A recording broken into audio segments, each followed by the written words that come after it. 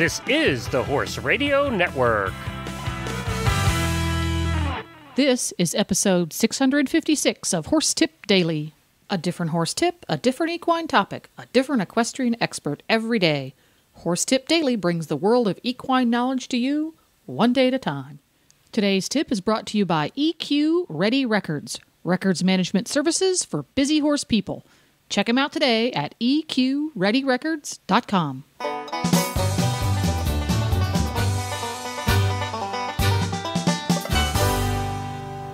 Hello, Coach Jen here, and thanks for tuning in to Horse Tip Daily.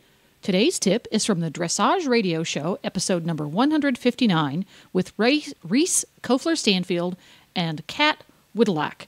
The New England Dressage Association provides this tip via Heidi Hauri-Gill, and she talks about the great continuing education opportunities for professionals, amateurs, and, yes, fans. But before we get to today's tip, let's hear from today's sponsor, EQ Ready Records. Coach Jen here with Amanda Eckelberg of EQ Ready Records, Equine Records Management Service. Now that's a mouthful. And Amanda, I'm sure we have many listeners out there wondering if this service is right for them. So tell us, what sorts of horse people are taking advantage of this really neat new service that you offer?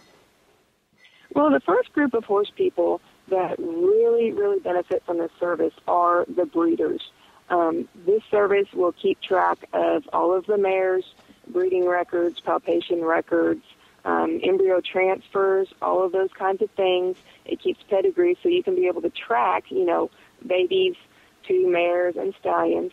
And also, we also have an area for the stallion owners as well to be able to keep track of their stallion's performance and how many mares they breed per year, and et cetera, et cetera. So the breeders really find it helpful in helping them organize and keep things together at home without relying so much on the breeding farm where maybe they stand their stallion or where they send their mare off to get bred if it's not on site there at their house. Another group of people, horse owners, that really find this beneficial are the professional riders or the trainers.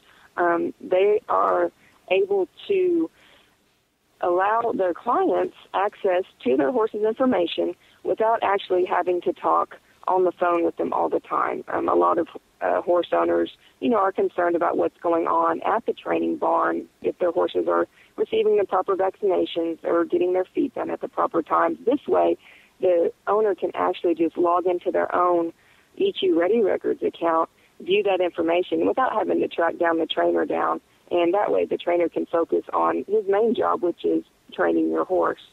And also, the people that travel, whether you travel with your horse or just travel without your horse, it really works good as an insurance policy in that EQ Ready Records goes where you go. If you're traveling with your horse, we all know that if there's a problem, it's not going to be at 2 o'clock in the afternoon close to home when everybody's available. It's going to be more like 2 o'clock in the morning when nobody's available and the emergency vet is really needing to access those health records. And this way you can just pull it up on your smartphone, or if your emergency vet has a laptop, which a lot of them do, he can just access it right there and get all the information. Or, if you have a house sitter that comes and takes care of your horse while you're away. Say you're in Bali on a cruise ship and you can't be reached. This way your horse sitter can access that information when they need it without trying to track you down, no matter where you may be in the world. Well, that's fantastic. Training barns, breeders, and folks who travel, that pretty much covers everybody. Thanks so much, Amanda. We appreciate you stopping by. Thank you. And now, enjoy today's tip. Well, thank you for joining us. Now, it sounds like today you're going to talk to us about continuing education. And I think what we thought about what would be really fun for our listeners was kind of talking a little bit more on what continuing education might mean for the professional, what it might mean for the dressage enthusiast, and what it might mean for the amateur rider. So can you tell us a little bit more about what continuing education programs are available for professionals that are in the industry? Super. There's a number of really great programs right now that are available, especially through the USDF one of them that is directly for instructors, to become better instructors, is the USDF Instructors Certification. It's such a great program because it feels to me like it's turning out professionals who will teach with a very methodical process. So if you go to a trainer who is USDF certified, you know that you're getting your training based on the process that is that the USDF is excited to present to everybody. So that's kind of the best thing when it comes to being an instructor in continuing your education. First of all, doing the program, and then participating in the instructors forums that happen, throughout the country after that happens. Another thing that I'm doing that I'm really excited about is Jane Savoy is having a new teaching of her methods of training. And I'm so excited about that because I have been a student of hers for quite a while, and her method is so reliable. It's very easy to understand. It's very methodical, and she's going to start doing this instructors certifying type, seminar type thing where people get trained to teach like she does. So I think that's another really great way for an instructor to get some good help. Heidi, this is Reese. And I was just, wondering, as I am a certified instructor, and it's a very, very difficult exam to pass. You certainly have several different methods and different workshops that you take. But as a professional, don't you feel like it's also really important to take clinics for yourself and lessons for yourself? I think we get bogged down in our students, but don't actually take time to do that. How do you feel about clinics and lessons yourself? Oh my gosh, clinics and lessons.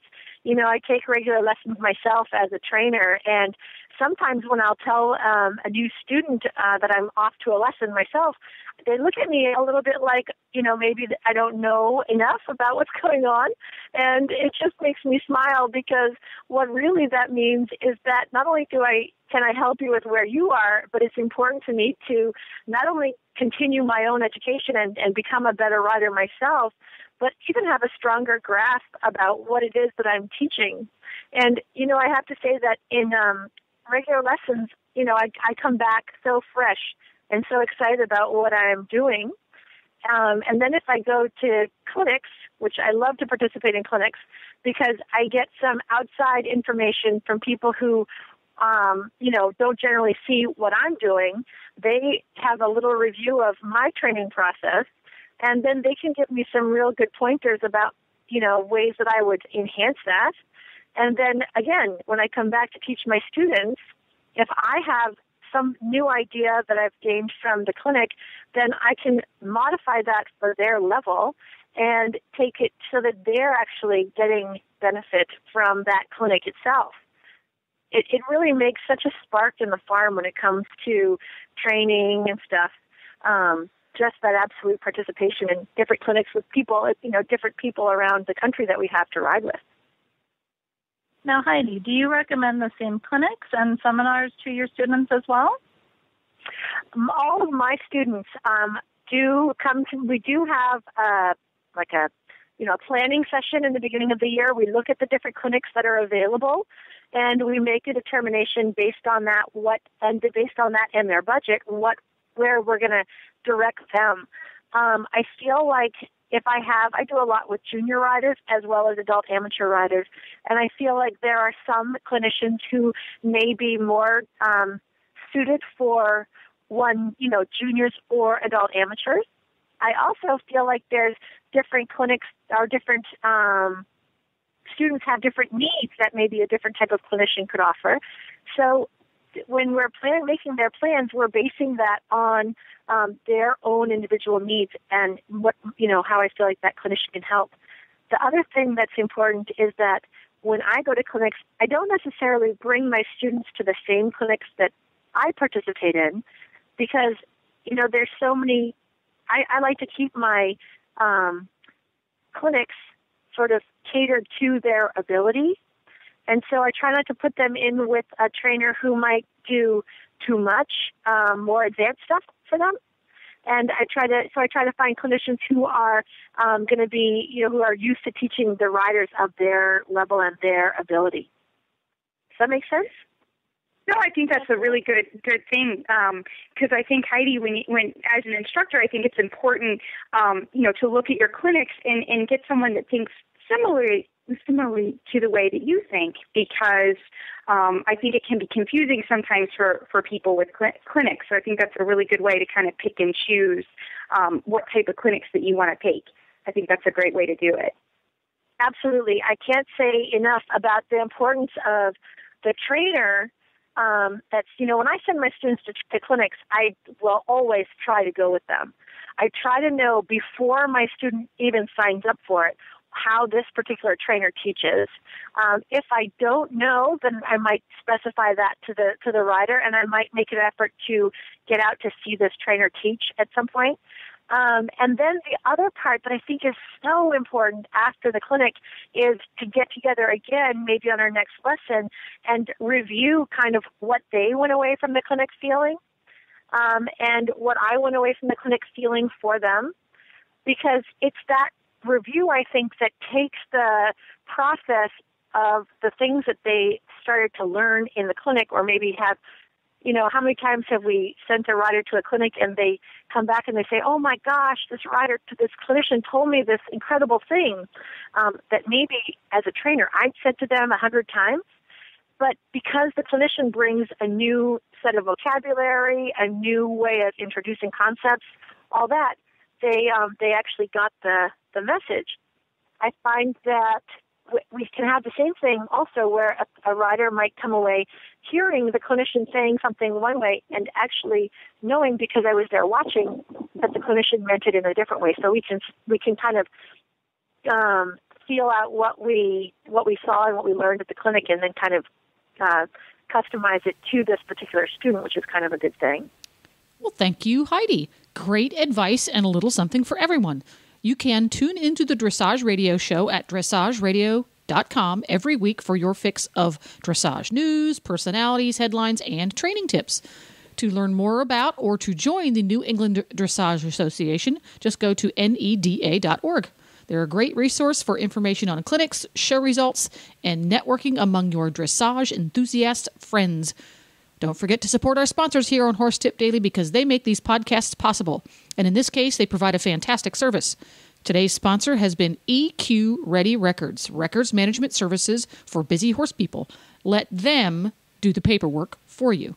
Check them out today at eqreadyrecords.com. Please stop by the Horse Tip Daily Facebook page and let us know what you think of the tips you hear on the show. It's also a great place to tell us about topics you'd like to hear us cover on the show. You can subscribe to all the great shows on the Horse Radio Network through iTunes or Zune and get your horse podcasts automatically downloaded to your iPod, Zune, or MP3 player.